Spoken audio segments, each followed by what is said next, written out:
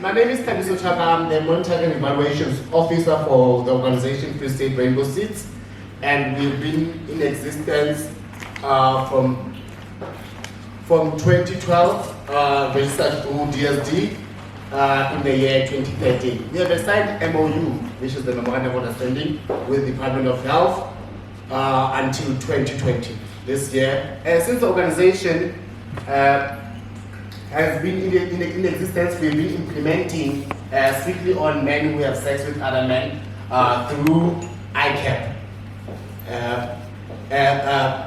for the most at-risk population project until 2014. And FSRS was then funded by Right to Care from 2014 till 2016 to provide services for key population, which catered for the whole LGBTI, including the MSM. And from 2017 and 2019, FSRS was implementing prevention and linkage program specifically for TG and MSM. So we're narrowing down each financial year.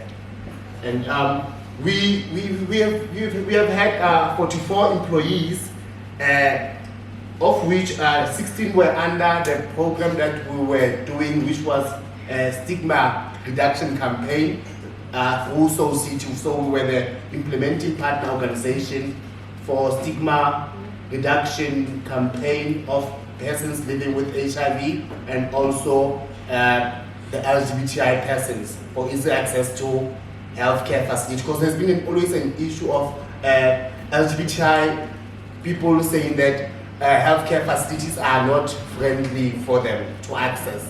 So we went around schools and healthcare facilities sensitizing on LGBTI issues and care. And currently we are funded by Global Fund, and our PR is Beyond Zero, and we work in Mangaung Metro at the moment, together along with Tholwana and Molemo, as we are I would like to sold two SRs in Mangaung who are providing services for MSM and TGs at the moment. The core package that we're offering is like this. It's a meet and greet approach, which is the core that wherever we meet, we must be someone that you have seen. You must have had offered one of these three packages at the biomedical component, which is your HIV self-screening and HIV testing.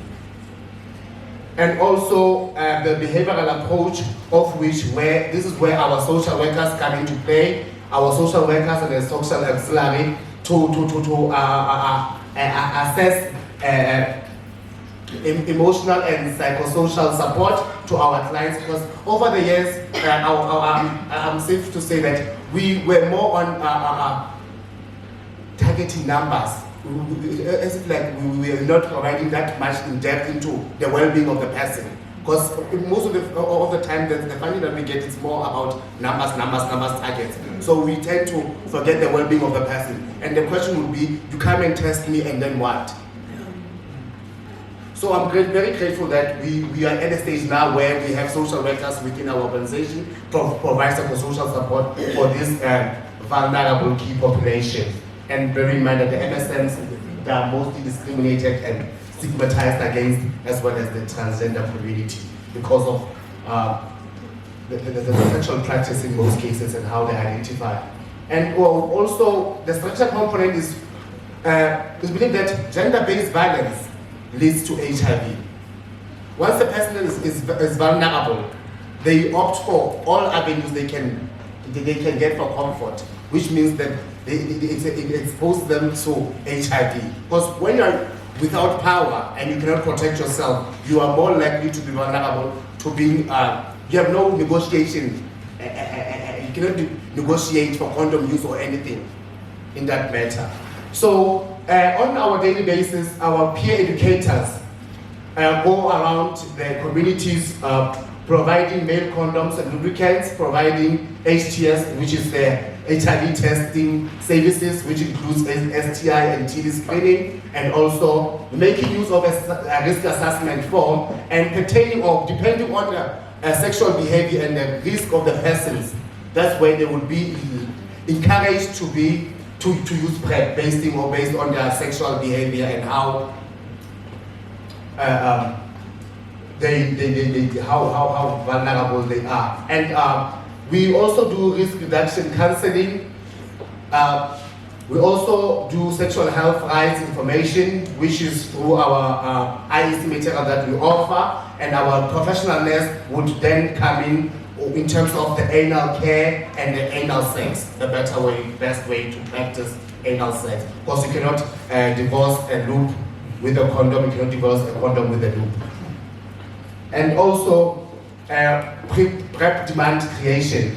So now there's always to rectify myths and misconceptions about PrEP, that who is it for and how is it used, because there was a concrete concern of people thinking that PrEP was for HIV positive persons. So we just recently did literature about that it's for HIV negative persons. So if you are on ARVs, there is no need for you to take PrEP. And also, like I mentioned, GBV screenings and awareness. So for GBV, we are still in the process of developing a screening tool that speaks to what to look for. I think this is where social development comes in to can help out. What are the key things to look for? And the questionnaire in terms of gender-based violence, because we wouldn't assume that everyone is a victim of or is exposed to GBV. So we didn't want to misrepresent the information. Thank you. So our service package is in this manner.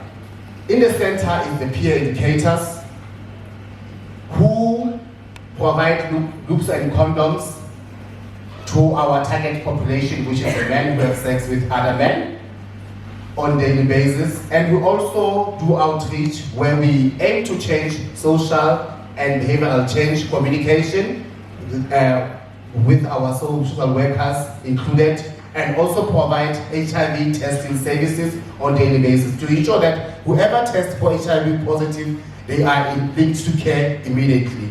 Or if they cannot be linked to care immediately, when and how soon can they be linked to care, depending on the emergency of the person. Because we don't want to enforce things on person, because testing positive is not a simple thing. It goes to do with the mental readiness of a person. So that's where our linkage officer then comes to play. If the person agrees, then they would take them to the healthcare facility to make sure that they are initiated on treatment. In most cases, that's where our professional nurse will be based at the nearest healthcare facility, where our peer educators are working to ensure a smooth initiation process. And also linkage to care by private act, I've alluded to that, and also building social capital, in a sense that for us to know who we are serving, and then we don't lose the clientele that we are serving, we ensure that there is always activities in-house or outside that make sure that whoever we're serving is always kept in place, so that we know we're able to track their sexual behavior over time. Because in most cases, what we realize is that once a person has tested negative, HIV negative, they wouldn't want to come back for a second test. You can even talk about a window period. Once they've tested negative right there, and then some of them they say, it's sharp. So they don't see a need for them to come back for a second test. So through such, when we provide them with free internet access and business proposal writings and other things, that's where we are able to keep them in retention, big words, so that we are able to track them over time as our cohorts. And also creating spaces that are led by our social worker and the social auxiliary workers for case findings and further care of our clients. Because what we realized with the MSM community is that since this is a sexual practice, the most common factor for this is that unemployment leads for them to engage in this sexual pleasure, especially for the adolescent MSMs.